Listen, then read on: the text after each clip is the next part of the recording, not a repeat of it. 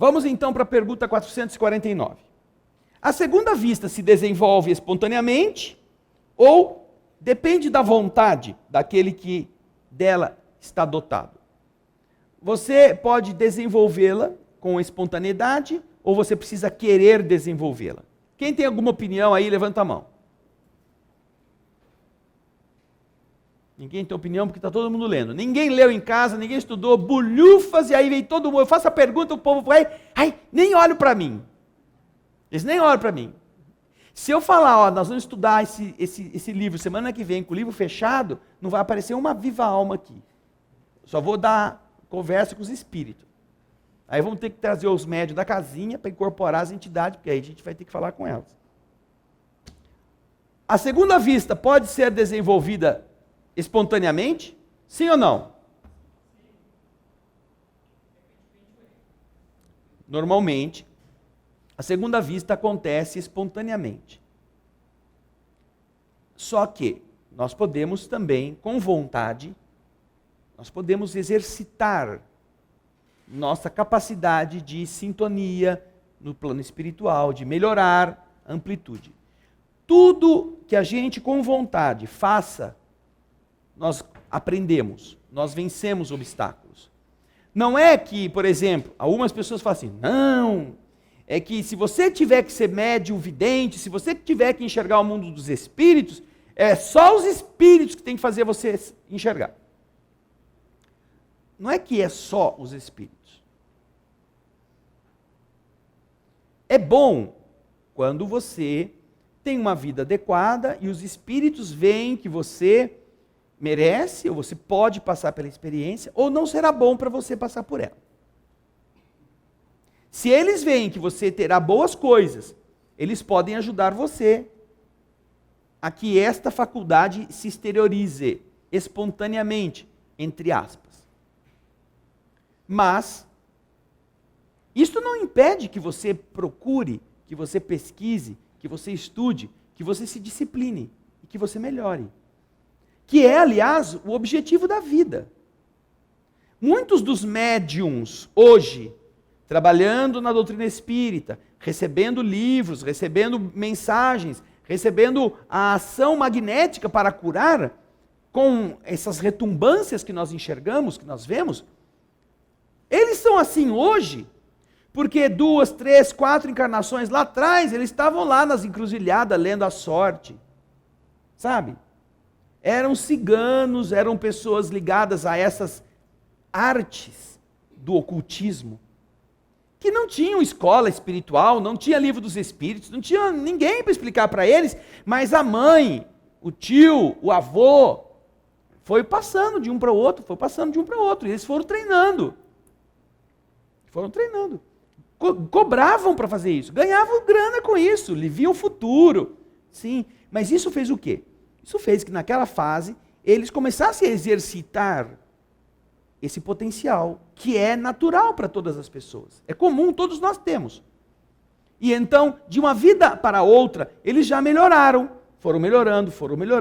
Aí o mundo espiritual, sabendo que eles tinham já esses centros mentais ativados, foram colocando-os em experiências reencarnatórias, onde esta parte também poderia ser desenvolvida. Até que chega em uma época onde a mediunidade é conhecida, em que os princípios são conhecidos, em que existem escolas. Então ele já está quase que à flor da pele, aquilo já é comum para ele. Então ele entra na casa espírita, começa a ver tudo, começa a sentir tudo. Aí encaminham ele para uma reunião de esclarecimento, ele começa a aprender, começa a ler, e então ele volta tudo aquilo à tona agora dentro de um critério de ética, de conduta, de equilíbrio. Mas ele chegou hoje a ser um excelente médium, porque ele passou pelas etapas iniciais do aprendizado. A mesma coisa acontece conosco. Não quer dizer que hoje você vai ser capaz de ser um concertista, que vai tocar com a Filarmônica de Viena. Mas se você começar a aprender algum instrumento hoje, o que você assimilar de noções, de técnicas, você incorpora o seu espírito. Quando o seu corpo morrer, Você que hoje não ia conseguir tocar nem na banda do presídio,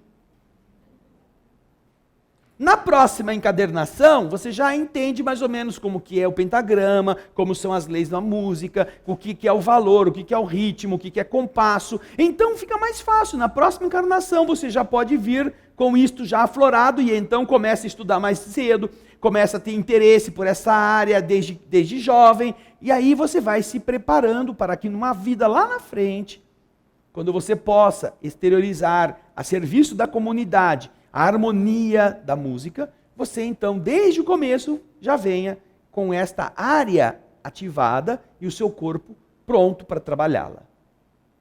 Então, a possibilidade é, cada um pode esperar de uma forma natural. Porque também tem uma outra coisa. Eu já ouvi dizer, muita gente fala assim, ai, eu queria tanto ser médium, eu queria ser médium, mas eu só não quero ver espírito feio. Você quer ter olho, mas não quer enxergar? Porque se você enxerga qualquer coisa. Uma vez uma moça chegou para o Chico e falou, ai Chico, eu quero ser médium vidente que nem você, porque tem tanta coisa linda no mundo espiritual que a gente não vê na Terra. O Chico falou para ela, ai minha filha, é verdade. Mas não esquece de uma coisa, todo mundo que vê o lírio, também vê o sapo. Você vê o lírio, você vê o sapo. E às vezes vê mais sapo do que lírio. Agora, se você querer só ver lírio e não enxergar o sapo, não tem jeito. Uma vez que você abrir o olho, a coisa funciona assim, é da regra. Então, muitas vezes, a pessoa tem aquela ilusão ingênua, sabe, aquele desejo ingênuo. Ah, eu queria tanto ter mediunidade de vidência, ser médium vidente. Eu peço, nem o espírito faz nada. Sorte sua, que não faz nada. Queria saber o que você ia fazer a hora que você visse na sua casa um bicho de 2 cabeças, 15 tentáculos, assim, envolvendo você, sua família, chupando a comida de dentro da sua panela. O que você ia fazer? Fechar o olho não adianta, que é o espírito que está vendo. De olho aberto, de olho fechado, você vai ver. E o que é pior, não dá para acusar ninguém, porque foi você que quis. Não é? Aí vai correndo lá no centro espírita, vai lá na macumba, vai em qualquer lugar para pedir a Deus para não chegar mais nada. Pelo amor de Deus, tira esse negócio de mim, que eu quero ver Emmanuel, mas eu não quero ver o resto. Então, para eu ver Emmanuel, ter que ver tudo isso, melhor eu ficar cego. É melhor. Então, essa questão desenvolvida naturalmente é uma proteção que os nossos amigos nos concedem. Agora, isso não quer dizer que você não possa pleitear um aprendizado. Então, você que estuda, você que tem vontade, você começa a pedir para você perceber como que são as coisas no mundo espiritual, devagarzinho. Né? Não precisa pedir para já ver espírito. Pede para você começar a ver o campo magnético, você treinar a sua visualização interior. Porque um dos problemas da visualização é que você não sabe como ela funciona. Você escuta o médium vidente e fala assim, eu vi tal coisa. Onde? Onde que está? Levanta aí, deixa eu ver se tem embaixo da cadeira, porque eu não estou vendo nada. Aí o cara fala, não, é que eu estou vendo com a minha cabeça. Mas eu também tenho cabeça. E não estou vendo. Não, é que é dentro da cabeça. Mas, poxa, mas que coisa esquisita. Porque o médium vidente, ele não consegue descrever que ele está vendo com o olho. Ele não está vendo uma imagem, como nós estamos vendo plasmada aqui a matéria no fundo da nossa retina, depois o nervo óptico transmitindo para o centro da visão, no cérebro. Não é isso. A fonte da visualização é de outra natureza. Então, ele não está passando pelo nervo óptico. Ele, então, não tem como descrever isso. A única forma mais prática de descrever é dizer, olha, a gente enxerga dentro da cabeça. Mas você fica vendo aquelas circunvoluções, a matéria cinzenta, a matéria branca, corpo caloso. Não é o cérebro por dentro. Não é a carne. Você vê a imagem como se ela estivesse aparecendo quando você fecha o olho e fica uma câmera escura. É como quando você imagina alguma coisa, que tem uma imaginação lúcida e você então, na verdade, quando você está imaginando, você imagina imagens, não é? E aí, você, com essas imagens que você cria, você faz determinadas construções. A visão do espírito, na segunda vista, em alguns casos é muito parecida com isso. Então, no começo, o médium precisa, às vezes, estar num estado mais sereno, calmo, para nada tirar a atenção dele. Então, esse exercício ajuda. De uma certa forma, aqui o indivíduo começa a perceber os campos magnéticos. Não quer dizer que ele vá ser médium de ver espírito, mas quer dizer que ele já começa a perceber quando o ambiente não está bom, quando uma pessoa está em uma situação angustiada, ou quando ela está feliz, quando ela está vibrando coisas boas, você capta aquilo e você sabe identificar. Agora, mais para frente, se você continua exercitando isso, o mundo espiritual pode definir se vale a pena investir em você. E então eles podem permitir que você veja algumas coisas, mas não veja tudo. Existem limitadores na capacidade visual. Quem nos fala disso é André Luiz no livro Os Mensageiros.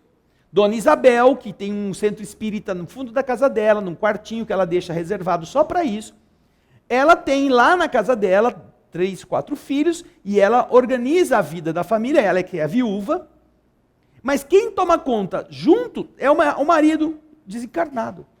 Ela é evidente, ela tem mediunidade da vidência, mas os espíritos disseram, e André Luiz conta isso, que a mediunidade de vidência dela foi restringida a 10% apenas, para que ela não fosse perturbada com visões desnecessárias que viessem a tirar dela o equilíbrio e o sossego para continuar sendo a mãe que sustenta a família. Então você vê, até nisso, quando o espírito está seriamente empenhado no bem, as entidades amigas cooperam para adequar a sua lucidez mediúnica às suas necessidades. Mas isso é uma coisa que cada um pode também exercitar. Só que precisa disciplina, precisa equilíbrio, precisa dedicação, como todas as coisas que a gente vai ter que aprender precisam disso.